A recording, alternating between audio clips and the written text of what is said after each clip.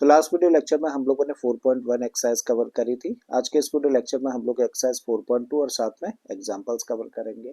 ठीक है, तो शुरू करते हैं हम लोग एग्जांपल नंबर 2 से। इसमें दिया है हम लोगों को write each of the following as an equation in two variables.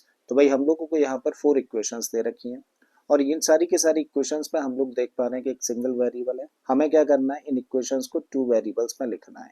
अच्छा, हम लोग जानते हैं कि linear equation in two variables की स्टैंडर्ड फॉर्म क्या होती है। भाई टू वेरिएबल्स की स्टैंडर्ड फॉर्म होती है a x plus b y plus c equal to zero जैसी फॉर्म। ठीक है, तो हमें क्या करना है, इन दी गई इक्वेशंस को हम लोगों को इस फॉर्म में लेकर आना है। ठीक है, तो चलो शुरू करते हैं। भाई फर्स्ट पार्ट पर हम लोग आए तो फर्स्ट पार्ट में हम लोगों को इक्वेशन दे रखी है x इक्वल टू माइनस का 5। हम लोग क्या करें, सबसे पहला काम इसको इधर ट्रांसपोज करें, क्योंकि हम लोग देख पा रहे हैं इस फॉर्म में सारे के सारे कांस्टेंट और वेरिएबल एक तरफ है और जीरो एक तरफ है। ठीक है, तो यही चीज हम लोग करने के लिए इसको कर रहे हैं ट्रांसपोज। जब इसको ट्रांसपोज करेंगे तो प्लस में आ जाएगा and this equal to zero. ठीक है, अब हम लोग क्या करें, इस इक्वेशन को फिर से एक बार एज इट इज लिखते हैं। तो भाई x प्लस में क्या है, 5 है, तो चलो 5 हम लोगों ने यहाँ पर लिख दिया। इक्वल के इधर जीरो है, लिख देते हैं। अब अगर इस इक्वेशन में हम लोग जीरो प्लस कर दें तो क्या इस इक्वेशन पे कोई फर्क पड़ने वाला है? नहीं ना। जब इक्वेशन पे कोई फर्क नहीं पड़ रहा तो भाई इस जीरो को कुछ इस तरीके से लिख दिया जाए तो कोई फर्क पड़ेगा? तब भी नहीं पड़ेगा, क्योंकि जीरो इंटू वाई का मतलब क्या है, जीरो। इसका मतलब इस एक्सप्रेशन में अगर जीरो प्लस कर देंगे तब भी हम लोगों को x प्लस 5 ही मिलने वाला है, मतलब कोई फर्क नहीं पड़ा। फर्क नहीं पड़ा लेकिन हम लोगों की फॉर्म बन गई। कैसी फॉर्म बन गई भाई? हम लोगों की फॉर्म बन गई a x plus b y plus c equal to zero जैसी। ठीक है, तो अब हम लोग देख पा रहे हैं भाई यहाँ पे हम लोगों को दो दो वेरिएबल्स देखने को मिल रहा है, पहला x और दूसरा y। तो हम लोगों ने इस इक्वेशन को देखिए टू वेरिएबल्स की फॉर्म में एज इट इज लिख दिया। ठीक है, अब सेकंड पार्ट पर हम लोग आए तो यहाँ पर हम लोगों को दिया है y इक्वल टू टू। सबसे पहला काम क्या करना है, ट्रांसपोज करना है, तो इसको लिख सकते हैं y minus two equal to zero. अब यहाँ पर एक ही वेरिएबल है और वो क्या है, y। एक वेरिएबल और चाहिए, मतलब हम लोगों को ये वाला टर्म चाहिए। तो क्या करें, इधर साइड में जो हम लोगों को एक्सप्रेशन देखने को मिल रही है ना, इसमें हम लोग जीरो प्लस कर दें। और जब इस साइड में जीरो प्लस करेंगे, यानी कि इस एक्सप्रेशन y माइनस टू में जीरो प्लस करेंगे तो क्या कोई फर्क पड़ेगा? नहीं ना। और अगर ये फर्क नहीं डाल रहा है जीरो, तो इसका मतलब इसको हम लोग लिख सकते हैं जीरो इंटू एक्स, और जीरो इंटू एक्स का भी मतलब जीरो है। ठीक है, तो इस तरीके से देखिए हम लोगों ने इस इक्वेशन को चेंज कर दिया टू वेरिएबल्स के टर्म में, जहां पर एक वेरिएबल हम लोगों को x दिख रहा है, दूसरा वेरिएबल y है। ठीक है, थर्ड पार्ट में जो इक्वेशन दे रखी है वो क्या है, वो है 2x इक्वल टू 3। सबसे पहले ट्रांसपोज करो भाई इसको, तो 2x माइनस थ्री इक्वल में इधर क्या बचा, जीरो रहा। ठीक है, एक वेरिएबल है x, हम लोगों को एक वेरिएबल और चाहिए, कौन सा वाला टर्म, dy वाला। ठीक है, तो इसको हम लोग एज इट इज लिखें। और अब तो हम लोग समझ गए ना क्या करना है, हम लोगों को जीरो प्लस करना है। तो जीरो प्लस करने से कोई इक्वेशन पे फर्क नहीं पड़ने वाला। और जीरो का मतलब, जीरो को कुछ इस तरीके से भी लिख सकते हैं हम लोग, जीरो इंटू वाई, मतलब थ्री एज इट इज रखिए, दिस इक्वल टू जीरो। देखिए इस इक्वेशन को अब हम लोगों ने टू वेरिएबल्स की फॉर्म में रिप्रेजेंट कर दिया है। ठीक है, तो लास्ट पार्ट में जो इक्वेशन दे रखी है इसे भी अब हम लोग सॉल्व करते हैं। तो यहाँ पर दिया है 5y टू, तो इसको लिख सकते हैं 5y, टू को ट्रांसपोज कर रहे हैं तो माइनस में आ गया and this equal to zero. y वाला टर्म अब हम लोगों के पास में कौन सा टर्म चाहिए, x वाला चाहिए। ठीक है, तो जीरो के फॉर्म में, यानी कि जीरो कोफिशिएंट लेकर इसको लिखा जा सकता है। तो zero into x plus 5y minus two equal to zero लिखा जा सकता है इसी इक्वेशन को। और इस तरीके से इस इक्वेशन को हम लोग टू वेरिएबल्स की फॉर्म में लिख सकते हैं। ठीक है, अब आते हैं हम लोग एक्सरसाइज 4.2 के क्वेश्चन नंबर 1 पर। इस क्वेश्चन में हम लोगों को बोला है which one of the following options is true and why. y equal to 3x plus 5 has a unique solution, only two solutions, infinitely many solutions. तो क्वेश्चन में देखिए हम लोगों को यहाँ पर एक इक्वेशन दे रखी है और इस इक्वेशन के लिए पूछा गया है कि इस इक्वेशन के कितने सॉल्यूशंस होंगे। क्या इसका सिर्फ एक और एक ही सॉल्यूशन होगा, या फिर इसके सिर्फ दो सॉल्यूशंस होंगे, या फिर इसके इनफाइनाइट नंबर ऑफ सॉल्यूशंस, यानी कि बहुत सारे सॉल्यूशंस होने जा रहे हैं। ठीक है, तो जब हम लोग इस इक्वेशन को देखें तो इक्वेशन हम लोगों को दे रखी है y equal to 3x plus 5। ठीक है, तो यहाँ पे हम लोग देख रहे हैं कि एक वेरिएबल तो यहाँ पर x है, दूसरा क्या है, y है। और दोनों ही वेरिएबल्स की पावर कुछ नहीं दिख रही है, मतलब क्या है 1 है, इसका मतलब ये तो क्लियर है कि लीनियर इक्वेशन है। और यहाँ पे 2 वेरिएबल्स हैं, इसका मतलब ये लीनियर इक्वेशन है जिसमें कि 2 वेरिएबल्स हैं। और हम लोगों ने इस चैप्टर को जब स्टार्ट किया था इंट्रोडक्शन के पार्ट में हम लोगों ने सीखा था कि कोई भी लीनियर इक्वेशन हो जिसके में कि 2 वेरिएबल्स हो तो उसके कितने सॉल्यूशंस होते हैं, इनफाइनाइटली मैनी सॉल्यूशंस होते हैं। ठीक है, और ऐसा क्यों होता है, क्योंकि अगर हम लोग x की जगह पर कोई भी रियल वैल्यू रखें, रियल वैल्यू कहने का मतलब क्या है कि कोई भी नंबर रखा जाए जो कि रियल नंबर है, ठीक है, तो हर उस रखे गए नंबर के लिए y की एक डिफरेंट वैल्यू हम लोगों को मिल जानी है। इस तरीके से x और y की जो 2 वैल्यूज मिलती हैं वो एक सॉल्यूशन बन जाता है, और इस तरीके के कितने सॉल्यूशंस होते हैं, इनफाइनाइटली मैनी सॉल्यूशंस होते हैं। ठीक है, तो हम लोग क्या कह सकते हैं, यहाँ पे इनफाइनाइटली मैनी सॉल्यूशंस है, और उसका रीजन क्या है कि for each value of x there is a corresponding value of y, ठीक है। so for each real value of x there is a corresponding real value for y, ठीक है। तो x की डिफरेंट डिफरेंट रियल वैल्यूज के साथ में हम लोगों को y के लिए करस्पॉन्डिंग डिफरेंट रियल वैल्यू मिल जानी है, और इस तरीके से यहाँ पर कितने सॉल्यूशंस हो जाते हैं, इनफाइनाइट सॉल्यूशन हो जाते हैं, करेक्ट है। अब आते हैं हम लोग एग्जाम्पल नंबर 3 पर। तो इसमें हम लोगों को बोला है find 4 different solutions of the equation x plus 2y equal to 6। तो भाई हम लोगों को यहाँ पर एक इक्वेशन दे रखी है, और इस इक्वेशन के हम लोगों को 4 डिफरेंट सॉल्यूशंस फाइंड करने के लिए बोला गया है। ठीक है, तो अब क्या सीखने जा रहे हैं हम लोग सीखने जा रहे हैं कि जब हम लोगों को कोई भी लीनियर इक्वेशन 2 वेरिएबल्स में दे रखी होती है तो उसके हम लोग सॉल्यूशंस कैसे फाइंड करते हैं। तो उसके लिए हम लोग क्या करें, देखो सबसे पहले इस इक्वेशन को एज इट इज लिखें। तो x plus 2y equal to हम लोगों को 6 दिया है, ठीक है। तो जब भी किसी इक्वेशन के हम लोगों को सॉल्यूशंस फाइंड करने होते हैं ना, तो सबसे पहली चीज हम लोग ये देखते हैं कि क्या दिए गए दोनों वेरिएबल्स में किसी का भी कोफिशिएंट 1 या -1 है। अगर है तो उसी की वैल्यू निकालो दूसरे वेरिएबल के टर्म्स में। तो हम लोग देख रहे हैं इस इक्वेशन में एक वेरिएबल x है, दूसरा क्या है, y है। x का कोफिशिएंट कुछ नहीं है, तो का मतलब क्या है, 1 है, ठीक है। और यहाँ पे y का कोफिशिएंट क्या है, 2 है। तो हम लोग किसकी वैल्यू निकालें, भाई इस वेरिएबल की हम लोग वैल्यू निकाल लेते हैं, किसके टर्म्स में, y के टर्म्स में। तो इसको कर दें हम लोग ट्रांसपोज। तब इसको लिखा जा सकता है x इधर ही रखिए, 6 अपनी जगह पर है, और इसको ट्रांसपोज करेंगे तो माइनस में जाएगा, तो माइनस का 2y। तो इस तरीके से आपने x की वैल्यू निकाल दी किसके टर्म्स में, y के टर्म्स में। अब जिसके टर्म्स में हम लोग वैल्यू निकालते हैं ना, उसकी जगह पर हम लोग कुछ वैल्यूज अपनी तरफ से पुट करते हैं, और फिर इसको सिंप्लीफाई करके इस दूसरे वेरिएबल की हम लोग वैल्यू निकाल लेते हैं। तो हम लोगों ने यहाँ पर क्या लिखा, for y equal to 0। For y equal to 0 का मतलब क्या है कि भाई हम लोग इस इक्वेशन में y की जगह पर क्या रख रहे हैं, 0 रख रहे हैं। तो जब इस इक्वेशन में y की जगह पर हम लोग 0 रखेंगे, चलिए रफ वर्क है इस साइड में कर लेते हैं। तो y की जगह पे 0 रखेंगे तो इस साइड में क्या वैल्यू हम लोगों को मिलने वाली है, देखो हम लोगों को मिलने वाली है x इक्वल टू 6। हम लोगों ने एज इट इज रखा, माइनस का साइन रखिए, 2y है ना, तो इसका मतलब 2 इंटू 0, ठीक है। तो इस तरीके से लिखा जा सकता है 6 माइनस 2 इंटू 0 का मतलब 0, और 6 माइनस 0 का मतलब हुआ 6। इसका मतलब for y equal to 0 x कितना मिलता है हम लोगों को, x की वैल्यू हम लोगों को मिलती है तब 6, ठीक है। तो ये एक सॉल्यूशन है कि x इक्वल टू 6 है और y इक्वल टू 0 हुआ। अब एक और सॉल्यूशन फाइंड करना है, तो अपनी तरफ से y की जगह पर चलिए रख दीजिए 1, ठीक है। और जब हम लोग y की जगह पर 1 रखेंगे तो x कितना होगा, ये रफ वर्क है इधर कर लेते हैं हम लोग। So x equal to 6 minus 2 into y की जगह पर देखो क्या रखा, 1। तो इसको लिख सकते हैं 6 माइनस 2 इंटू 1 का मतलब हुआ 2, और 6 में से 2 माइनस कर दें तो क्या मिलता है हम लोगों को, 4। तो इसका मतलब यहाँ से तब हम लोगों को x की वैल्यू मिलती है 4। एक और सॉल्यूशन फाइंड करें, y की जगह पर चलो इस बार 3 रख देते हैं।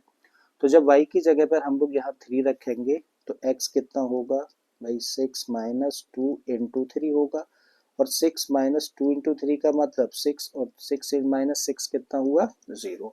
तब इस तरीके से x की वैल्यू क्या आ जाती है, 0 निकल कर आ जाती है।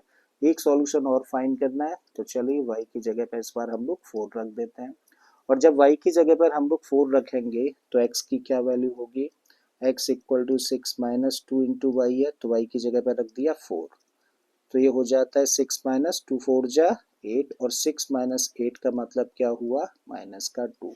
तो इस तरीके से तब हम लोगों को x की वैल्यू मिलती है माइनस का 2, ठीक है। तो अब हम लोगों के सामने देखिए 4 सॉल्यूशंस हैं।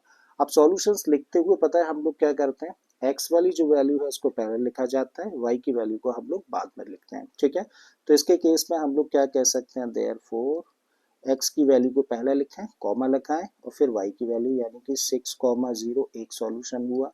दूसरा सॉल्यूशन क्या है भाई 4,1 दूसरा सॉल्यूशन। तीसरे सॉल्यूशन पर हम लोग आए तो x याद रखिएगा x की वैल्यूज को हम लोग पहले लिखते हैं और y की वैल्यू को हम लोग बाद में। तो तीसरा सॉल्यूशन क्या मिलता है 0,3 एंड लास्ट सॉल्यूशन क्या हो जाता है -2,4। ठीक है, तो ये आंसर हो जाता है। और इसी तरीके से हम लोग बहुत सारे दूसरे सॉल्यूशन भी फाइंड कर सकते हैं। ठीक है, लेकिन हम लोगों को 4 ही करने के लिए बोला था तो हम लोगों ने 4 यहाँ पर शो कर दिए हैं। राइट, तो अगर वो क्वेश्चन अब हम लोगों को समझ आ गया है तो क्वेश्चन भी बड़ी आसानी से हम लोग कर जाएंगे। यहाँ पर बोला है right 4 solutions for each of the following equations.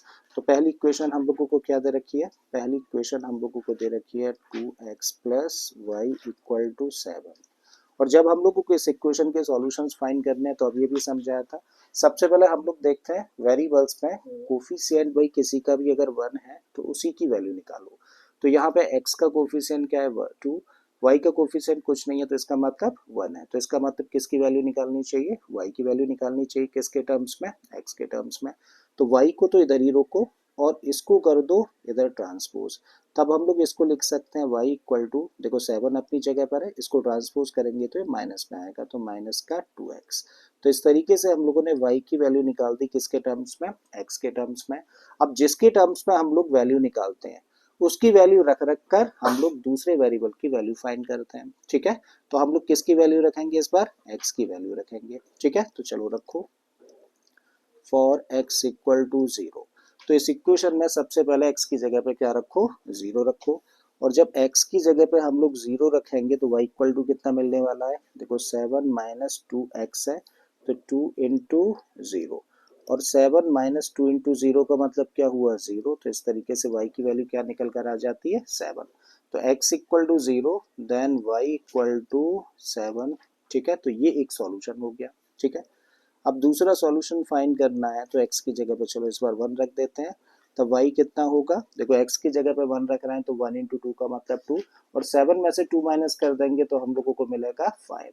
बिल्कुल इसी तरीके से x की जगह पे जब हम लोग 3 रखे हैं तो y कितना होगा, तो 7 माइनस 3 रख रहे हैं इस बार हम लोग तो 3 इंटू 2 कितना हो जाएगा 6 और 7 में से 6 माइनस कर देंगे तो क्या मिलेगा हम लोगों को 1 मिलने वाला है। ठीक है, तो x इक्वल टू चलो 4 रखें तो y की वैल्यू क्या मिलेगी हम लोगों को, इस बार हम लोग 4 रख रहे हैं x की जगह पे तो 4 इंटू 2 कितना हो जाएगा 8 और 7 में से 8 माइनस करेंगे तो माइनस का 1। ठीक है, तो क्या क्या सॉल्यूशन हो जाते हैं लिखते हैं भाई। देयरफॉर x की वैल्यूज को पहले लिखना है, y की वैल्यूज को बाद में लिखना होता है, अभी भी समझाया। तो पहला सॉल्यूशन हुआ 0,7। दूसरा सॉल्यूशन क्या हो जाता है 1,5। तीसरा सॉल्यूशन हम लोग लिख सकते हैं 3,1 और चौथा सॉल्यूशन हो जाता है 4,-1। ठीक है, तो ये फर्स्ट पार्ट का आंसर हुआ। चलो नेक्स्ट पार्ट पर आते हैं। और नेक्स्ट पार्ट में इक्वेशन क्या दे रखी है, इस बार जो इक्वेशन दे रखी है हम लोगों को वो है pi x plus y equal to 9। किसकी वैल्यू निकालने की जरूरत है, y की वैल्यू निकालने की जरूरत है। किसके टर्म्स में, x के टर्म्स में। तो लिखा जा सकता है y equal to 9 minus pi x, क्योंकि इसको ट्रांसपोज किया हम लोगों ने। तो इस तरीके से हम लोगों ने y की वैल्यू निकाल दी है किसके टर्म्स में, x के टर्म्स में। अब किसकी वैल्यू रख रख के देखेंगे भाई, जिसके टर्म्स में हम लोग वैल्यू निकालते हैं उसकी वैल्यू रख रख कर देखते हैं और दूसरे वेरिएबल की वैल्यू निकाल देते हैं। तो भाई यहाँ पर हम लोग x की जगह पर सबसे पहले 0 रख देते हैं। तो जब x की जगह पे 0 रखोगे तो 0 इंटू पाई का मतलब क्या हुआ 0 हुआ। तो y की वैल्यू फिर क्या मिलेगी 9 माइनस 0, 9 माइनस 0 का मतलब हुआ 9। ठीक है, तो ये पहला सॉल्यूशन मिल गया हम लोगों को। जब हम लोग x की जगह पे 1 रखें तो y की वैल्यू क्या मिलेगी, देखो x की जगह पे 1 रख रहे हैं तो 1 इंटू पाई कितना होगा, पाई हो जाएगा। और फिर इसको लिखा जा सकता है 9 माइनस पाई, तो y की वैल्यू हम लोगों को मिलती है 9 माइनस पाई। ठीक है, अब तीसरा सॉल्यूशन हमें फाइंड करना है तो x की जगह पे चलो इस बार 2 रख देते हैं। और जब x की जगह पे हम लोग 2 रखें तो y की वैल्यू क्या आ जाती है, इस बार x की जगह पे 2 रखा है तो 2 इंटू पाई कितना हो जाएगा 2 पाई और यहाँ पे तो 9 एच इट इज रहना है, मतलब 9 माइनस 2 पाई इसका अगला सॉल्यूशन हुआ। और जब x इक्वल टू 3 रखा जाए तो इसी तरीके से y की वैल्यू मिल जाएगी 9 माइनस 3 पाई। ठीक है, तो इस तरीके से देखो 4 सॉल्यूशंस निकाल दिए हम लोगों ने, इनको रिप्रेजेंट कर देते हैं। सो पहला सॉल्यूशन हुआ 0,9, दूसरा हो जाता है 1,9 माइनस पाई, तीसरा है क्या 2,9 माइनस 2 पाई, एंड चौथा हो जाता है क्या 3,9 माइनस 3 पाई। ठीक है, तो ये इस पार्ट का आंसर हो जाता है। ठीक है, अब थर्ड पार्ट पर आते हैं। यहाँ पर इक्वेशन हम लोगों को दे रखी है x इक्वल टू 4y। तो यहाँ पे तो हम लोग देख रहे हैं x की वैल्यू है किसके टर्म्स में, y के टर्म्स में। तो किसकी वैल्यूज रख रख के देखना है, y की वैल्यूज को हम लोगों को रखना है और x की वैल्यूज हम लोगों को फाइंड कर लेनी है। ठीक है, तो चलिए रखना शुरू करें। फॉर y इक्वल टू 0, मतलब y की जगह पे 0 रखेंगे तो देखो x की वैल्यू कितनी होगी, 0 इंटू 4 का मतलब क्या हुआ, इधर बन जाएगा 0, तो x की वैल्यू क्या मिली हम लोगों को, 0 मिलती है। दूसरे सॉल्यूशन पे आए तो y की जगह पे इस बार 1 रखें, और जब y की जगह पे 1 रखेंगे तो 1 इंटू 4, 1 इंटू 4 कितना हो जाना है, 4 हो जाना है। तो x की वैल्यू कितनी आ गई, x की वैल्यू तब 4 आ जाती है। y इक्वल टू अगर हम लोग 2 रख दें तो x की वैल्यू क्या मिलेगी, इस बार हम लोग 2 रख रहे हैं तो ये बनेगा 2 इंटू 4, और 2 इंटू 4 का मतलब हुआ 8, तो x की वैल्यू तब होगी 8। और अगर y की जगह पे 3 रख दिया जाए तो इसी तरीके से x की वैल्यू हो जाएगी 3 इंटू 4, और 3 इंटू 4 का मतलब क्या हुआ 12। ठीक है, तो देखिए 4 सॉल्यूशंस हम लोगों ने फाइंड कर दिए, लिख देते हैं इनको। सो क्या याद रखना है, पहले x वाली वैल्यूज रखी जाती हैं और फिर y वाली वैल्यूज रखी जाती हैं। तो पहला सॉल्यूशन क्या होगा, पहला होगा 0,0। ठीक है, दूसरा सॉल्यूशन क्या होगा, दूसरा होगा 4,1, तीसरा सॉल्यूशन होगा 8,2, सो 8,2, और लास्ट सॉल्यूशन क्या है, लास्ट है 12,3, और ये आंसर हुआ इस पार्ट का, करेक्ट है।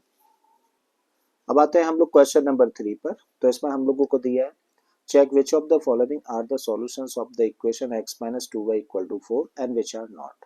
और यहाँ पे हम लोगों को 5 सॉल्यूशंस दे रखे हैं। तो क्वेश्चन हम लोगों से कह रहा है कि भाई इस दी गई इक्वेशन का इन दिए गए सॉल्यूशंस में से कौन सा सॉल्यूशन है और कौन सा सॉल्यूशन नहीं है। ठीक है, तो अभी हम लोग क्या सीखने जा रहे हैं, इस क्वेश्चन के थ्रू हम लोग सीखने जा रहे हैं कि किसी भी दी गई इक्वेशन का कोई दिया गया ऑर्डर्ड पेयर सॉल्यूशन है या फिर नहीं है, वो क्या चीज कैसे चेक करें। ठीक है, तो उसके लिए क्या करें, सबसे पहले तो दी गई इक्वेशन को एज इट इज लिख लें। तो इक्वेशन में हम लोगों को दिया है x minus 2y equal to 4। अब पहला जो ऑर्डर्ड पेयर हम लोगों को दे रखा है वो क्या है, 0,2। तो यहाँ पे जब हम लोगों को चेक करना होता है ना कि भाई दिए गए दो नंबर्स जो कि ऑर्डर्ड पेयर में दे रखे हैं वो एक सॉल्यूशन है गिवन इक्वेशन का या फिर नहीं है। तो ऐसे केस में क्या करें, इस ऑर्डर्ड पेयर में जो पहला नंबर है उसे तो x की जगह पर रखें, और इस ऑर्डर्ड पेयर में जो दूसरा नंबर है उसे हम लोग y की जगह पर रखें। और जब हम लोग इन दोनों नंबर्स को x और y की जगह पर रखें और इक्वेशन सेटिस्फाई हो जाए तब तो कह सकते हैं हम लोग कि ये ऑर्डर्ड पेयर इस इक्वेशन का सॉल्यूशन है। और अगर इक्वेशन सेटिस्फाई ना हो तो फिर ये सॉल्यूशन नहीं है दी गई इक्वेशन का। अच्छा, सेटिस्फाई होने का मतलब क्या है, सेटिस्फाई होने का मतलब है कि जब हम लोग x की जगह पे 0 रखें और y की जगह पे 2 रखें तो इस इक्वेशन की लेफ्ट हैंड साइड और राइट हैंड साइड दोनों ही साइड्स में हम लोगों को सेम वैल्यू यानी कि इक्वल वैल्यू मिलती है, तब तो कह सकते हैं कि इक्वेशन सेटिस्फाइड है। और दोनों साइड्स में अगर डिफरेंट वैल्यूज मिलती है तो फिर इसका मतलब इक्वेशन सेटिस्फाई नहीं हो रही है और उस केस में ये सॉल्यूशन नहीं है, यानी कि ऑर्डर पेयर इस दी गई इक्वेशन का सॉल्यूशन नहीं होगा। ठीक है, तो आई थिंक समझ आ गया कैसे चेक करते हैं हम लोग कि ऑर्डर्ड पेयर में दिए गए नंबर्स किसी भी इक्वेशन का सॉल्यूशन है या फिर नहीं है, वो कैसे चेक किया जाता है। ठीक है, तो चलो चेक कर लेते हैं। भाई हम लोग क्या कर रहे हैं, इस इक्वेशन में पुट कर रहे हैं, putting x equal to 0 and y की जगह पे क्या पुट कर रहे हैं, y की जगह पे 2 पुट कर रहे हैं इन द इक्वेशन। ठीक है, तो x की जगह पे देखो क्या रखने जा रहे हैं हम लोग, 2 रखने जा रहे हैं, रखो भाई। तो यहाँ पे रखा हम लोगों ने 0। ठीक है, और 2y है तो y की जगह पे हम लोग क्या रखें 2 एंड दिस इक्वल टू 4। तो यहाँ पे क्या हुआ 0 प्लस 2 इंटू 2 का मतलब हुआ 4 and this equal to 4। 0 plus 4 का मतलब 4 और इस साइड में भी 4। तो हम लोग क्या देख रहे हैं, left hand side is equal to right hand side. और अगर लेफ्ट हैंड साइड और राइट हैंड साइड दोनों ही साइड्स में हम लोगों को सेम वैल्यू देखने को मिल रही है, इसका मतलब इक्वेशन सेटिस्फाई हो रही है। और अगर इक्वेशन सेटिस्फाई हो रही है तो इसका मतलब 0,2 इस दी गई इक्वेशन का एक सॉल्यूशन है। ठीक है, so therefore 0,2 is the solution of the given equation। ठीक है, तो पहला ऑर्डर्ड पेयर हम लोगों ने चेक कर लिया और हम लोग इस कंक्लूजन पे पहुंच गए कि ये ऑर्डर्ड पेयर दी गई इक्वेशन का सॉल्यूशन है। अब दूसरा ऑर्डर्ड पेयर क्या है? दूसरा ऑर्डर्ड पेयर हम लोगों को दे रखा है 2,0। तो इस बार हम लोग क्या कर रहे हैं, इस इक्वेशन में x की जगह पर 2 रख रहे हैं और y की जगह पर 0 रख रहे हैं। तो फिर से लिखें, putting x equal to 2 and y equal to 0 in the given equation. तो रखिए भाई, x माइनस 2y है, x की जगह पे तो हम लोगों ने रख दिया 2, माइनस का साइन है रखिए, फिर क्या 2y, तो हम लोगों ने लिखा 2 और y की जगह पे इस बार क्या रख रहे हैं 0, और इक्वल में क्या है 4 है, तो एज इट इज हम लोगों ने रखा 2 माइनस 2 इंटू 0 का मतलब हुआ 0 एंड दिस इक्वल टू 4। तो 2 माइनस 2 का मतलब 2 माइनस 0 का मतलब इसका मतलब है 2 एंड दिस इक्वल टू 4। तो हम लोग देख रहे हैं कि भाई 2 4 के इक्वल एक फॉल्स रिलेशन निकल के आ रहा है। ठीक है, इसका मतलब जब एक फॉल्स रिलेशन निकल के आ रहा है तो लेफ्ट हैंड साइड और राइट हैंड साइड दोनों ही साइड्स आपस में इक्वल नहीं है, और जब दोनों साइड्स आपस में इक्वल नहीं है तो फिर हम लोग क्या कह सकते हैं, हम लोग कह सकते हैं कि ऑर्डर्ड पेयर इस दी गई इक्वेशन का सॉल्यूशन नहीं है। तो सिर्फ मैंने नो लिख दिया है, बट आपको लिख देना है no 2,0 is not the solution of this given equation. ठीक है, थोड़ा सा स्पेस कर लेते हैं, फिर आगे के पार्ट्स पर आते हैं। अब नेक्स्ट पार्ट को चेक करना है 4,0। तो 4,0 हम लोगों को चेक करना है ऑर्डर्ड पेयर इस दी गई इक्वेशन का सॉल्यूशन है या फिर नहीं। तो उसके लिए हम लोग क्या करें, फिर से पुट करें, x की जगह पर इस बार क्या पुट करेंगे 4 और y की जगह पर 0। चलिए रख दीजिए इस इक्वेशन में, x की जगह पे हम लोगों ने रखा 4 माइनस 2y है तो 2 और y की जगह पर रखा 0 और इक्वल में क्या है, इक्वल में 4 है। ठीक है, तो 4 एज इट इज रखा, माइनस का साइन रखिए, 2 इंटू 0 का मतलब क्या हुआ 0 एंड दिस इक्वल टू 4। तो 4 माइनस 0 का मतलब 4 और इक्वल में भी 4 आ गया। इसका मतलब left hand side is equal to right hand side, तो इसका मतलब कह सकते हैं yes that is the solution of this given equation. ठीक है, नेक्स्ट पार्ट में हम लोगों को क्या वैल्यूज दे रखी हैं, √2,4√2। ठीक है, तो अगेन हम लोग क्या कर रहे हैं, इस बार पुट कर रहे हैं x की जगह पर क्या √2 एंड y की जगह पे पुट कर रहे हैं 4√2। ठीक है, तो रखिए x की जगह पे हम लोगों ने रखा √2 माइनस 2y है, तो 2 एज इट इज रखा और y की जगह पे रख दिया 4√2 and this equal to 4। √2 as it is, minus का साइन है भाई रखिए, 2 का मल्टीप्लाई अंदर कर देंगे 4 के साथ में तो कितना हो जाएगा 8√2 एंड दिस इक्वल टू 4। तो √2 माइनस 8√2 है तो क्या होगा, देखो नेगेटिव नंबर बड़ा है पॉजिटिव नंबर से, तो √2 माइनस हो जाएगा किस में से, इसमें से, और साइन लग जाएगा माइनस का, तो इसको लिख सकते हैं 7√2 इक्वल टू 4। और हम लोग क्या देख रहे हैं, यहाँ पे हम लोग देख रहे हैं कि माइनस का 7√2 4 के इक्वल है, जो कि एक फॉल्स रिलेशन है। ठीक है, दोनों जबकि आपस में इक्वल नहीं है, तो बोला जा सकता है कि left hand side is not equal to right hand side, या फिर कह सकते हो फॉल्स रिलेशन। करेक्ट है, तो जब फॉल्स रिलेशन क्रिएट हो रहा है तो हम लोग क्या कहेंगे, know the given ordered pair is not the solution of this given equation. Last part पर हम लोग आ जाते हैं। तो यहाँ पे ऑर्डर्ड पेयर में इस बार हम लोगों को 1,1 दे रखा है, इसका मतलब x इक्वल टू 1 रख रहा है और y इक्वल टू भी 1 रख रहा है। भाई रखिए, x की जगह पे हम लोगों ने रखा 1 माइनस का 2, y की जगह पर क्या है 1 and this equal to 4। 1 minus 2 into 1 का मतलब क्या हुआ 2 एंड दिस इक्वल टू 4, और 1 माइनस 2 का मतलब हुआ माइनस का 1 इक्वल टू 4। भाई क्या माइनस 1 4 के इक्वल होता है, नहीं होता ना, एक फॉल्स रिलेशन है। तो बोल सकते हैं यहाँ पर left hand side is not equal to right hand side, और जब लेफ्ट हैंड साइड और राइट हैंड साइड्स दोनों साइड्स आपस में इक्वल नहीं है तो इसका मतलब दिया गया ऑर्डर्ड पेयर इस गिवन इक्वेशन का सॉल्यूशन नहीं है। ठीक है, तो आई थिंक समझ आ गया है कि कोई भी दिया गया ऑर्डर्ड पेयर किसी इक्वेशन का सॉल्यूशन है या फिर नहीं, ये चीज हम लोग कैसे चेक करते हैं। ठीक है, अगर ये चीज समझ आ गई है तो चलिए लास्ट बट नॉट लीस्ट भाई इस एक्सरसाइज के आखिरी क्वेश्चन पर हम लोग आ जाते हैं। इस क्वेश्चन में हम लोगों को दिया है find the value of k if x equal to 2 y equal to 1 is the solution of this equation. तो हम लोगों को बोला है कि भाई इस इक्वेशन का अगर x इक्वल टू 2 और y इक्वल टू 1 एक सॉल्यूशन है तो बताइए k की वैल्यू क्या होगी। ठीक है, तो इक्वेशन क्या दे रखी है हम लोगों को, इक्वेशन दे रखी है 2x plus 3y equal to k, और क्योंकि इस इक्वेशन का सॉल्यूशन है, ठीक है, ये जो नंबर्स है यानी कि x इक्वल टू 2 और y इक्वल टू 1, ये एक सॉल्यूशन है किसका, इस इक्वेशन का। तो इसका मतलब अगर हम लोग इस इक्वेशन में x की जगह पे 2 रखते हैं और y की जगह पे 1 रखते हैं तो इक्वेशन सेटिस्फाई होगी। ठीक है, तो चलिए कर देते हैं यही काम। तो क्या कर रहे हैं हम लोग, putting x equal to 2 and y equal to 1। इस इक्वेशन में जब x की जगह पे हम लोग 2 पुट करें तो इसको लिखा जा सकता है 2 इंटू 2, प्लस का साइन है रखिए, 3y है तो 3 रखा और y की जगह पे रख दिया 1 and this equal to k। I think चीजें क्लियर है यहाँ तक। अब देखो 2 इंटू 2 कितना होगा 4, प्लस का साइन है रखिए, 3 इंटू 1 का मतलब हुआ 3 and this equal to k।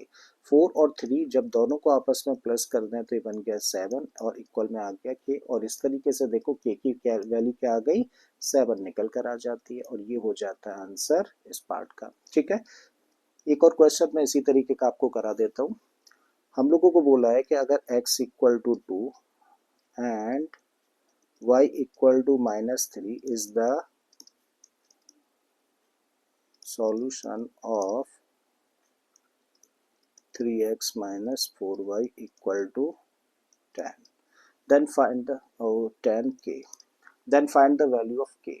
तो क्वेश्चन हम लोगों से कह रहा है कि भाई अगर इस इक्वेशन का x इक्वल टू 2 और y इक्वल टू -3 एक सॉल्यूशन है तो बताइए k की वैल्यू क्या होगी। ठीक है, अब हम लोग जानते हैं क्योंकि इस इक्वेशन का x equal to 2 y equal to -3 एक सॉल्यूशन है तो इसका मतलब x equal to 2 y equal to -3 इस इक्वेशन को सेटिस्फाई करेगा।